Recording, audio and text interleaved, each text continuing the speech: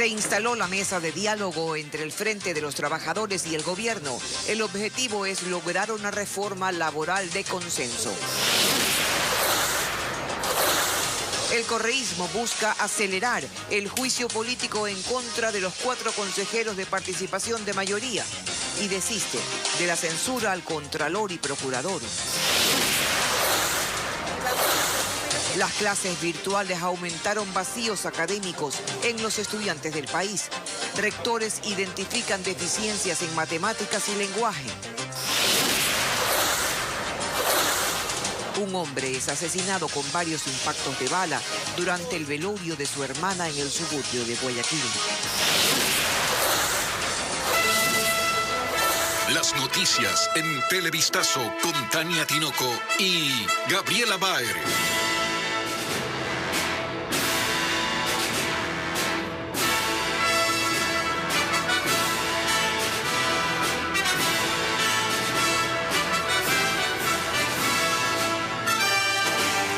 Amigos, buenas tardes, bienvenidos a Televistazo. Empezamos aquí con las noticias. Esta mañana se instaló la mesa de diálogo entre el gobierno y los dirigentes del Frente Unitario de los Trabajadores para analizar las propuestas de un nuevo Código del Trabajo. Hola, Tania.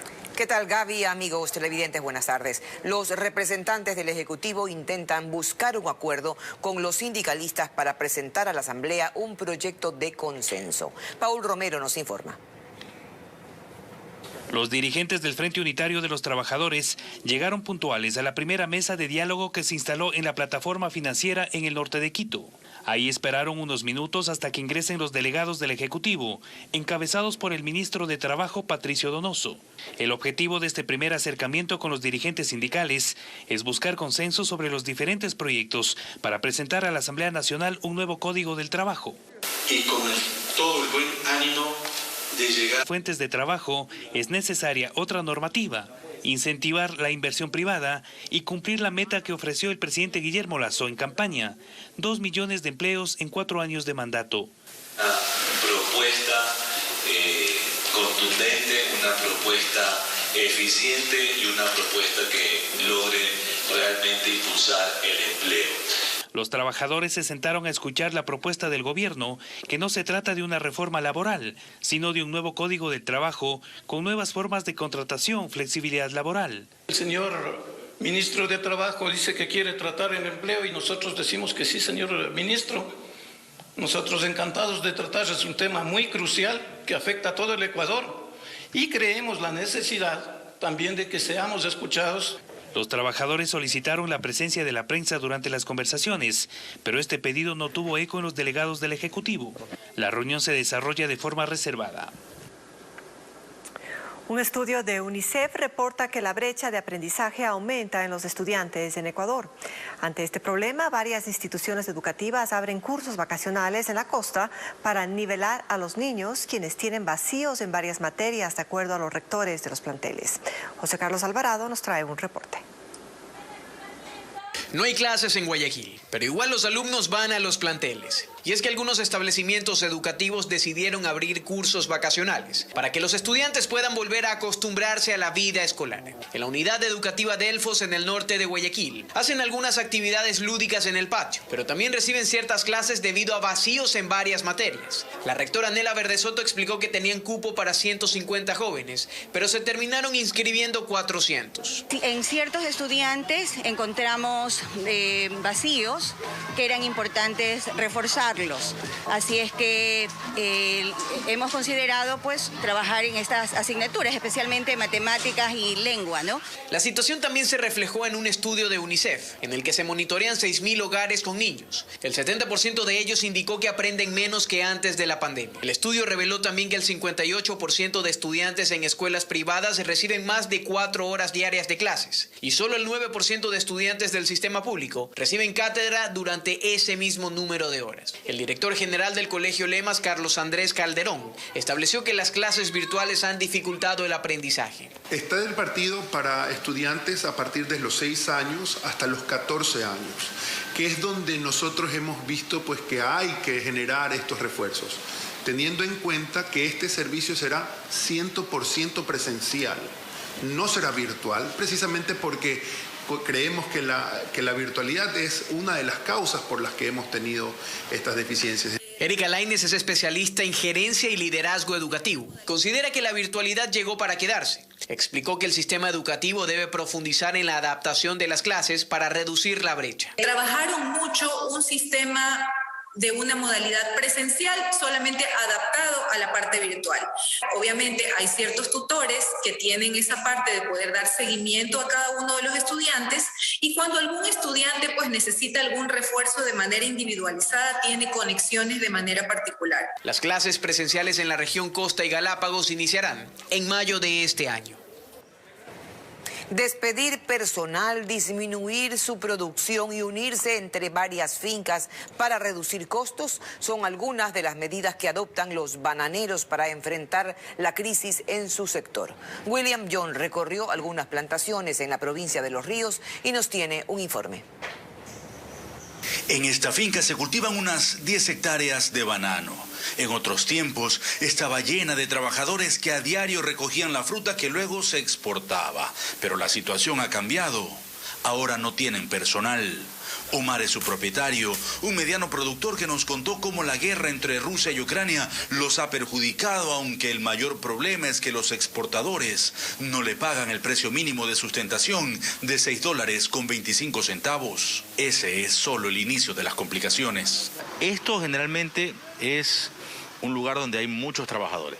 Así está en la planta empacadora donde se procesan las cajas, pero ya vamos 2 semanas que no se va procesando porque no hay a quien venderle. Y se agudizó más en el momento de que hubo la guerra. La economía a nosotros no nos da más para poder solventar los gastos. Para que el banano de exportación llegue a una calidad óptima debe ser producido entre 8 y 12 semanas. Sin embargo, hay sectores en los que ese banano ya ha pasado la semana 13 o la semana 14 y no puede ser vendido, por lo que esta producción se está pudriendo en estas fincas.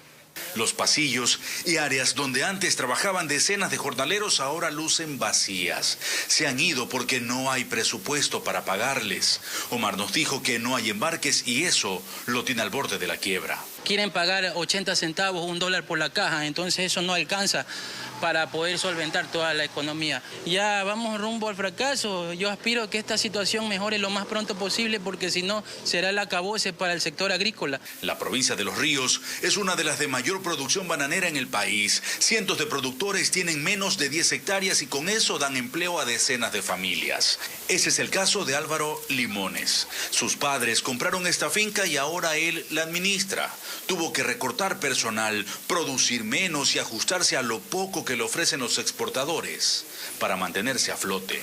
Nos confirmó que producir una caja de banano supera los $5 y en estos días el precio de venta no supera los $3. Tocaba disminuir el personal ya que no alcanza el presupuesto para pagarles a todo completo. Y ahora tocó bajar un poco y no trabajar todos los días.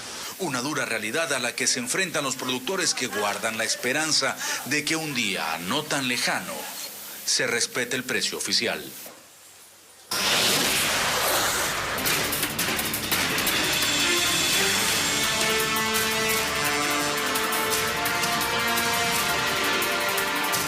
Y atención, una noticia lamentable de hace muy pocos minutos.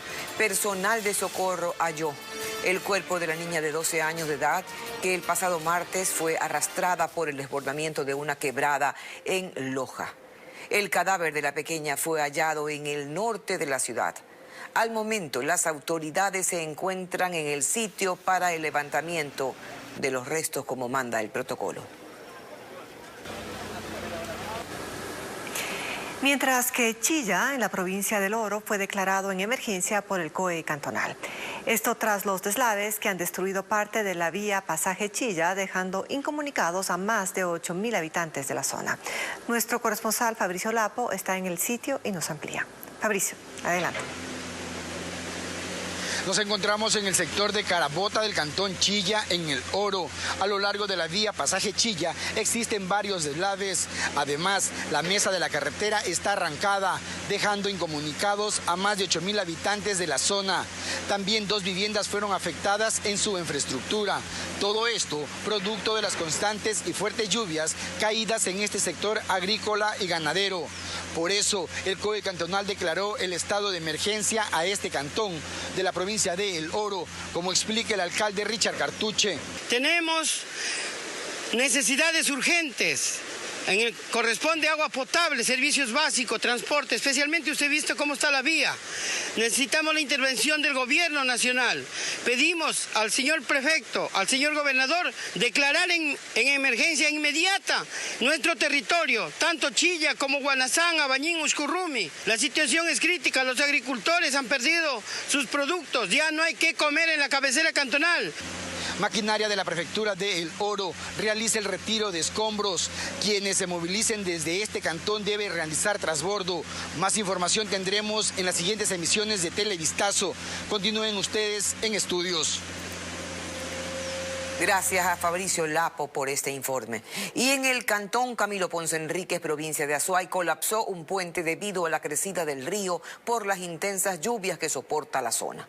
La estructura conecta con la parroquia Xumiral, por lo que la alcaldía de la localidad ha habilitado un paso temporalmente. La alerta fue emitida por los conductores que transitaban por el lugar. Un vehículo resultó afectado. Y vamos a otros temas. Abdalá Bucaram, su hijo Jacobo y 3 personas más esperan fecha para el juicio por presunta delincuencia organizada en la comercialización de pruebas COVID durante la pandemia. La Fiscalía asegura que existen todas las pruebas para condenarlos. Nos informa Jacqueline Rodas. Aunque inicialmente fueron sobreseídos, la Corte Provincial de Pichincha revirtió esa decisión y ahora el expresidente de la República, Abdalá Bucaram, y su hijo Jacobo irán a juicio por presunta delincuencia organizada, junto con el israelí Sheyman Oren, un agente de tránsito, y la peruana Orieta Marengo, quien se espera sea extraditada desde Lima, donde fue detenida por Interpol. La Fiscalía los acusa de formar parte de una organización delictiva que habría comercializado pruebas COVID y mascarillas de forma irregular durante la pandemia. Además, lo señala tras el asesinato de Shahida Han, otro israelí involucrado en la venta de los insumos, quien fue asesinado en la cárcel de Guayaquil. Lidia Sarabia es la fiscal que lleva el caso. Nosotros tenemos un caso contundente, tenemos prueba plena, tenemos pruebas directas, audios, videos, pericias, están periciados, cotejamientos, y todo ha dado positivo. Toda la información es positiva. Iremos con un caso fuerte y contundente. Entre esas pruebas cita audios de conversaciones telefónicas que mantuvieron los Bucaram con los israelíes. Yo sentí como es una trampa, quería matarme. Tenía una balacera en 5 minutos después del abogado. Esas balaceras son comunes en la prisión y son ordenadas desde el Ministerio de Gobierno. La fiscal también resalta la decisión que tomó Estados Unidos, país al que ya no pueden ingresar. Mire usted, de otros países se pronuncian cuando nuestras autoridades que han dado sobreseimiento sin fundamento, nulidad sin causal de nulidad prevista en la ley, han dado habeas corpus con sorteos irregulares, se han caducado aquí las prisiones preventivas. Entonces yo creo que ese es un serio llamado de atención a la justicia ecuatoriana. El caso ya tiene tribunal de juicio y los procesados están a la espera de la fecha de audiencia. Desde este miércoles contactamos a 3 abogados de Abdalá y Jacobo Bucaram para recabar su opinión, pero hasta el momento no nos han concedido la entrevista. La jueza Lucila Soria de la Unidad Judicial de Mujer y Familia de Quito admitió a trámite la acción de protección presentada por Andrés Páez en contra de la presidenta de la Asamblea, Guadalupe Llori, por la aprobación de las 268 amnistías.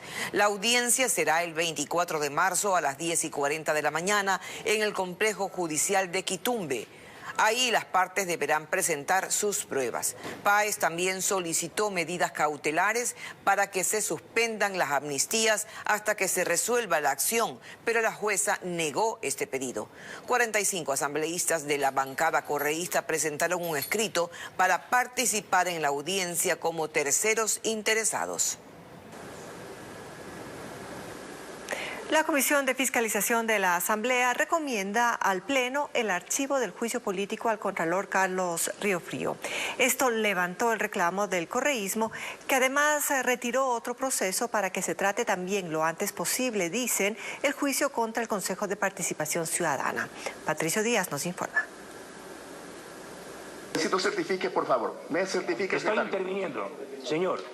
Estamos en debate. Es el reclamo del correísmo para que en medio de la decisión de la comisión pueda intervenir el interpelante del contralor, Ronnie Aliaga. Perdimos 3 horas, las que manda la ley. Colega, usted no puede alegar que hemos vulnerado su derecho. Todo lo contrario. Además, cuestionaron que no se incluya su posición en el informe de mayoría. Quieren que integremos al informe hecho por la comisión que recomienda el archivo del juicio, un documento en el que plantean que el juicio procede. Yo me declaro loco. ¿Cómo podemos votar aquí un informe en el que se incluya 2 posiciones absolutamente antagónicas? Y para esto no hay que estudiar mucho. El informe recomienda al Pleno el archivo del juicio al no comprobarse incumplimiento de funciones del contralor, a quien se lo acusaba de anunciar que no se harían informes de pertinencia para contratos públicos superiores a $1 millón. Hubo 2 pruebas, la captura de pantalla de un tuit eliminado y un acuerdo de Contraloría.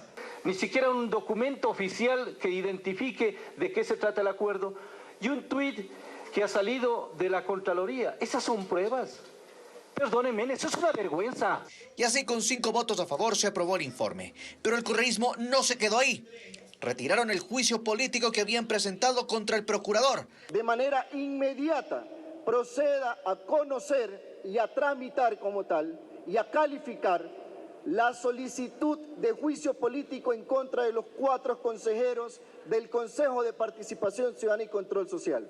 Y dicen que pedirán lo mismo a Pachacutic para que retire el juicio contra el Consejo Nacional Electoral, y si ellos lo hacen, también retirarían el del Consejo de la Judicatura. La Comisión de Desarrollo Económico de la Asamblea aprobó esta mañana el informe para segundo debate de la Ley de Inversiones. Se confirman temas como exenciones y reducción de impuestos para las nuevas zonas francas y en las alianzas público-privadas. Aunque se obtuvo mayoría, 2 de los 3 legisladores que no apoyaron el texto anunciaron un informe de minoría. La presidenta de la Asamblea deberá convocar al Pleno para su decisión final. El plazo máximo es el 24 de marzo. Seguimos informando una vez más. Los velorios se convierten en una escena del crimen en el suburbio de Guayaquil. Ahí asesinaron a un hombre mientras velaba los restos de su hermana, quien también falleció en manos de sicarios. Diego Cuenca nos describe la violencia que también dejó otras 2 víctimas en el sur de la ciudad. Una de ellas es un militar en servicio activo. Anoche un hombre acudió al velorio de su hermana para darle el último adiós, sin imaginar que ahí sicarios acabarían con su vida, tal como lo hicieron con su pariente el martes. De lo que me comenta la policía, ha tenido antecedentes y ha venido al velorio de la hermana, que también ha sido asesinada con tiros. Ocurrió en las calles 44 y La P, en el suburbio de Guayaquil. Los criminales llegaron en un auto y dispararon contra José Rodríguez, de 36 años. Esta persona tiene un antecedente también por tráfico y tenencia ilegal de drogas. Sabemos de que el que se mete a este problema del microtráfico tiene un fatal deceso. La policía custodiaba el velorio, pero minutos antes del hecho se retiraron del sitio. Aprovechando de que solo tenemos 2 unidades en el sector, esta unidad asiste a un auxilio cercano. El momento en que retorna, sale la unidad, es aprovechada por los delincuentes, quienes ya han estado vigilando, y produce la muerte. Otro doble crimen ocurrió en las calles Novena y la F, en el sector Cristo del Consuelo. Aquí asesinaron a 2 personas, una de ellas un militar en servicio activo. En el sitio se vivieron momentos de desesperación al intentar auxiliar a las víctimas, que fueron baleadas dentro del vehículo. El militar fue identificado como Antonio López Escalante, de 40 años. Las investigaciones aún no revelan el motivo de esa muerte violenta. Ahora revisemos las últimas cifras oficiales de las muertes violentas en la zona 8, que comprende Guayaquil, Durán y San Borondón. De enero 1 hasta hoy, 17 de marzo, se han contabilizado un total de 267 asesinatos en los 3 cantones ya mencionados. Una cifra bastante alta si la comparamos con el año pasado. En el mismo periodo de 2021, las autoridades reportaron 103 muertes violentas en Guayaquil, Durán y San Borondón, lo que evidencia que ese año hay un crecimiento alarmante de estos casos. En total, Guayas acumula 352 asesinatos en lo que va de este año, convirtiéndose así en la provincia más violenta del país. Circula en internet el video del instante en que la ex vocal del Tribunal Electoral de El Oro, Comanda Sánchez, fue asesinada. Ocurrió en pleno centro de Machala este martes y lo informamos aquí en Televistazo. En las imágenes se observa a la exfuncionaria limpiando el portal de su vivienda cuando de repente un sujeto llega y le dispara en al menos 7 ocasiones. Sánchez, de 53 años, fue vocal para las elecciones presidenciales en 2021 y era testigo del crimen de un empresario minero y de sus 2 hijos ocurrido en noviembre de 2020. Según las primeras investigaciones policiales, habría sido extorsionada. Hay conmoción en Ibarra, provincia de Imbabura, tras una muerte violenta registrada anoche. Un ex coordinador zonal de control minero fue asesinado con varios disparos en la cabeza cuando iba en su vehículo. La policía detuvo a 2 sospechosos de este crimen. Cristian Tinajero con la crónica. El primer asesinato bajo la modalidad de sicariato en la provincia de Imbabura se registró la noche de este miércoles. Según los primeros indicios de la policía, 2 hombres encapuchados interceptaron en pleno centro de Ibarra el vehículo de Jaime Alberto Cabezas González, ex coordinador zonal de la Agencia de Regulación y Control Minero, y le propinaron varios disparos. Es una muerte selectiva, existen 3 impactos de bala en el vidrio izquierdo del conductor del vehículo. La persona sin vida se encontraba dentro del vehículo. De inmediato la policía acercó la escena del crimen y comenzó a recabar evidencias en medio del dolor y los reclamos de los familiares de la víctima. Yo creo que la inseguridad se da porque la policía no tiene el respaldo que tenían anteriormente. Y eso es muy peligroso no solamente para Ibarra, es para el país. Por su parte, Leonardo Yepes, concejal de Ibarra, dice que este asesinato solo demuestra que la delincuencia le gana terreno a la policía cada día. Aquí en la provincia de Imbabura, esto duele decirlo, no hay los elementos policiales suficientes. Hay deficiencia de personal y necesitamos que la policía salga a las calles a vigilar. Hasta el momento, 2 sospechosos de este crimen han sido detenidos cerca del lugar donde se produjo esta muerte violenta, que precisamente ocurre 3 días después de la intervención contra la minería ilegal en la parroquia Buenos Aires de Imbabura. Vamos a cambiar de tema y lo hacemos con una buena noticia. El quiteño Diego Moncayo ya se encuentra en Polonia. El estudiante ecuatoriano logró abandonar Ucrania tras una larga travesía que lo llevó a cruzar el país. En las próximas horas abordará un vuelo que lo traerá de vuelta al Ecuador. Francisco Garcés nos tiene detalles sobre su evacuación. Diego Moncayo, el estudiante ecuatoriano de 20 años, que por 20 días permaneció atrapado por la guerra en Ucrania, logró salir de ese país y se encuentra en Polonia, desde donde prepara su regreso al Ecuador. Terminaron así más de 30 horas de viaje que empezaron el martes en Shostka, pueblo al noreste de Ucrania, en donde salió en una furgoneta como parte de un convoy humanitario. Su ruta fue hacia el sur, a la ciudad de Poltava, aún al este del país, en donde hizo una corta parada para abordar un tren con destino a la capital, Kiev. En esta ciudad debió mantenerse refugiado nuevamente por un bombardeo. Pero cuando la ruta estuvo despejada, abordó otro tren hasta Lviv, ya al oeste de Ucrania, en donde pasó la noche. Y la mañana del jueves, en un vehículo, se dirigió a la frontera con Polonia para de ahí avanzar hasta Cracovia. Sus padres vivieron cada paso del viaje, al que consideran un milagro. Que ya ha habido como ataques allá en Shostka, que están sin luz, que están sin agua. Diego salió en el momento perfecto. Temíamos ya un desenlace negativo para nuestra casa, que él optaba por salir y sea lo que pase lo que pase. Una vez que llegó a Lviv, ya muy cerca de Polonia, Diego mostró su alivio. Ya he llegado a un lugar más seguro, me siento más tranquilo y agradezco a todos y a todos por todo su apoyo. De acuerdo a lo planificado por la Cancillería, Diego Moncayo abordará este viernes un vuelo comercial en el que llegará al país este sábado. Seguimos informando. La Fiscalía anunció en su cuenta de Twitter que iniciará una investigación por el abandono de una adulta mayor en una iglesia ubicada en el centro de Guayaquil. La mujer fue rescatada por las autoridades y ahora recibe atención en un albergue municipal, tal como nos cuenta Ítalo Ruiz. Con un mejor semblante, aunque todavía débil, fue como este miércoles encontramos a doña Luz Elena, como llamaremos a la adulta mayor que el pasado lunes fue abandonada por un familiar dentro de la iglesia San Francisco, ubicada en el centro de Guayaquil. Tras recibir el reporte, personal de la empresa pública de Desarrollo, Acción Social y Educación acudió al sitio para trasladar a la mujer de 84 años al albergue Volver a Soñar, donde actualmente recibe atención médica y comparte con otras decenas de personas que estaban en condición de calle.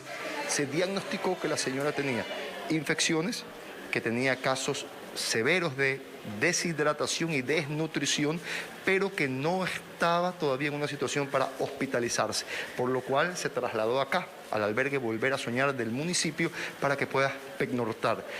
Día y medio después del hecho, familiares de la adulta mayor se contactaron con las autoridades municipales. El hijastro dice ser el cuidador, dijo que estaba en estado de shock, él lo llama el síndrome del cuidador, y la sobrina, primero estamos verificando los datos para después profundizar en el por qué ha estado ausente en los últimos, digámoslo así, en los últimos tiempos.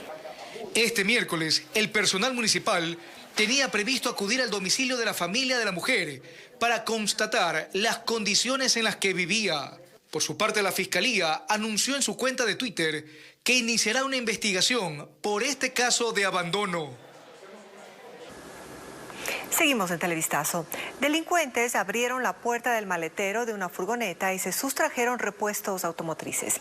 El vehículo estaba estacionado mientras su propietaria compraba en un local en la Avenida Brasil, en el norte de Quito. Andrea Marín con las imágenes. La furgoneta estaba en el parqueadero de los locales comerciales cuando dos hombres pasaron por detrás. Observaron hacia el interior. Uno de ellos avanza y el otro mira hacia todos los lados. Verifica que no lo vean y abre la puerta del maletero. Se ve que toman unas cajas y se llevan. Cierran la puerta y se van. Sin embargo, regresan. Uno de ellos se ubica frente al vehículo para vigilar. El otro vuelve a abrir, toma algo más y se retiran. Desde otra cámara se observa que una furgoneta blanca espera más adelante y en ella meten las cajas para llevárselas. El hecho ocurrió en la Avenida Brasil, en el norte de Quito. Mi esposa estaba andando en la camioneta nuestra y se baja un momento solamente a la farmacia a hacer una compra y luego a la panadería a comprar pan, y al momento que regresa ya había sucedido el robo de la mercadería que teníamos ahí. Es un sector residencial donde la inseguridad va ganando terreno y los ciudadanos piden que se ponga un freno. La modernidad de Guayaquil contrasta con los enjambres de cables que, además de contaminar el cielo urbano, representan peligros para los ciudadanos. Fernando Terranova realizó un recorrido por varios sectores y nos preparó un informe. Son parte del paisaje de Guayaquil. En muchos casos están enredados, en otros cuelgan por encima de los transeúntes. Doña Carmen pasa cerca de ellos para subir a su casa en el Cerro del Carmen, centro de la urbe. Claro que es incómodo, hasta para atender es incómodo. Uno tiene que buscar la manera de no tocar ningún cable, porque donde toque hasta uno se puede quedar electrocutado. Así se ven en la esquina de Padre Solano y Escobedo. Cerca de allí vive doña Victoria. Nos calcula a cuántos centímetros quedan los cables de su balcón. Yo creo que 1 metro, ¿usted cree? Sí, esto es un peligro. Dijeron hace 2 o 3 años atrás que esto iban a ser introducido debajo de tierra, pero hasta ahora. Un experto advierte que los riesgos van más allá de lo eléctrico. Este cableado, al no estar bien colocado, a pesar de que existen ciertas normativas, puede llegar a largo plazo a provocar daños en los postes que se han colocado. El problema del tendido de cables en algunos sectores de Guayaquil es tal que no hay que esforzarse mucho para alcanzarlos e incluso tocarlos, con todo el peligro que eso conlleva. Son verdaderos tallarines de cable, pero ¿quién tiene la competencia al respecto? El concejal Jorge Rodríguez explica cómo se reparten las responsabilidades. Empresas públicas, hay empresas de telecomunicaciones, hay empresas privadas, está CENEL, está también CNT, entonces es toda una concurrencia. El municipio no tiene cables, ¿verdad? Lo que sí ha hecho el municipio desde el año 2000, a través del proceso de regeneración urbana, es soterrar, que es poner bajo cemento, bajo tierra, una serie de sectores que se intervienen con la regeneración urbana. En Guayaquil hay más de 200.000 postes, según la Corporación Nacional de Electricidad, CENEL, que cobra un arriendo de estos pilares a las empresas particulares.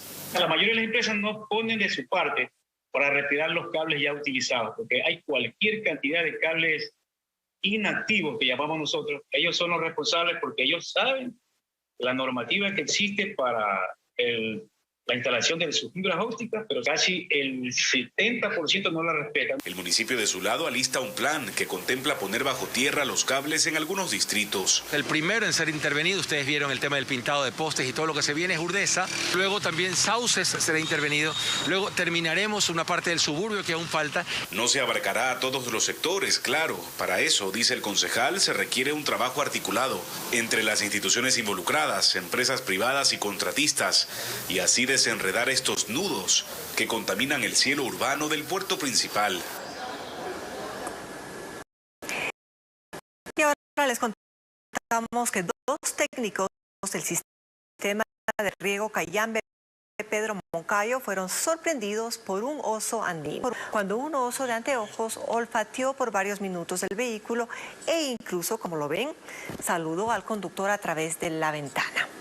El curioso mamífero se acercó tranquilamente a los técnicos, quienes captaron el momento con la cámara de su teléfono móvil.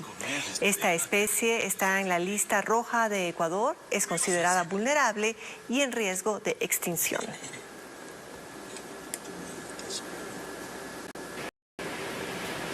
Y con este simpático video estamos finalizando. Su atención, Tania. Como siempre, habrá más noticias en Televistazo Estelar a partir de las 19 horas. Un abrazo.